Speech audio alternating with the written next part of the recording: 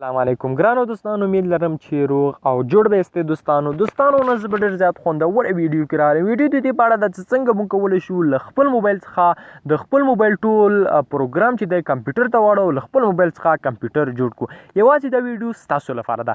نو دوستانو ویډیو را سره تر پایه پورې وکړئ. دوستانو چې ته زموږ چینل مو نه وي سبسکرایب کړی نو په ډېر زیات په درنښت باندې هیله کوم ستاسو په سبسکرایب باندې هېڅ نه کېږي. سبسکرایب ماته دا وړتیا راکوي چې له دې ښایسته ویډیوګانې تاسو ته چمتو کړم. نو دوستانو زموږ چینل حتما در سره سبسکرایب کړئ. په دې سبسکرایب آپشن باندې کلیک وکړئ. سبسکرایب او خوا کې کوم دا د بیل یا د ګنټې نشان دی په دې باندې هم در سره لازمي کلیک وکړئ. دوستانو څنګه کولی شو موږ د خپل موبایل ټول پروګرام کمپیوټر ته واړو. دوستانو تاسو به راشئ لومړی پلی سټور ته. که پلی سټور ته لاسرسی نه لرئ نو په ډسکرپشن کې به ما لینک پرېښوي. دلته به ورکړئ کمپیوټر لانچر. دا تیار وو دوستانو، کمپیوټر لانچر په دې باندې به کلیک وکړئ. دوستانو کله ما چې کلیک وکړو ډایرکټ درته کمپیوټر لانچر راوځي. دا اپشن وینه دوستانو انسټال، په دې انسټال باندې کلیک وکړئ.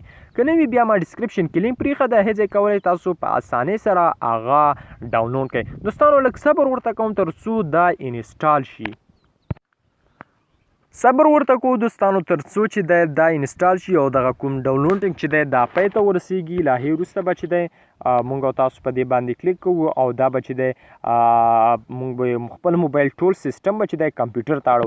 دا ډېره زیاته خوندوره طریقه ده. که تر اوسه مونږ زموږ چینل نه وي سبسکرایب کړی نو یوټیوب چینل معراج خان ټیکنیکل یوټیوب چینل ضرور سبسکرایب کړئ او دا ویډیو لایک او شیر کړئ. تاسو ته دغه طریقه ښیم چې څنګه کولی شو تر خپل موبایل څخه کمپیوټر جوړ کړو. لږ صبر کوو تر څو دا انسټال شي. انسټالینګ روان دی دوستانو، لږ صبر کوو. زه ویډیو لږه ګورئ دوستانو دغه چې دی انسټال شو.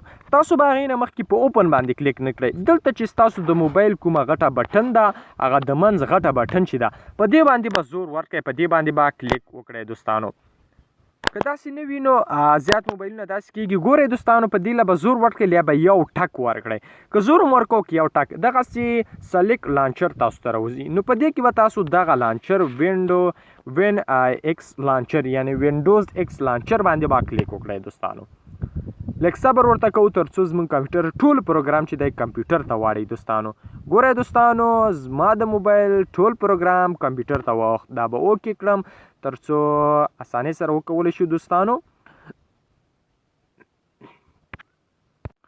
ګورئ دوستانو زما موبایل چې دی مکمل ډول سره چې دی کمپیوټر لانچر ته واوښت او زه چې د خپل موبایل څخه اوس د کمپیوټر په شان استفاده کولی شم.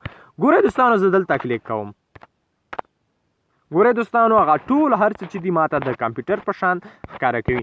دوستانو په دې طریقې سره تاسو کولی شئ د خپل موبایل ټول پروګرام چې دی کمپیوټر ته واړئ. په دې هیله دوستانو ویډیو مو خوښ وي. که ویډیو مو خوښ وي حتما در سره لایک او شیر کړئ او زموږ چینل معراج خان ټیکنیکل یوټیوب چینل ضرور سبسکرایب کړئ. مننه، خوشحاله اوسئ.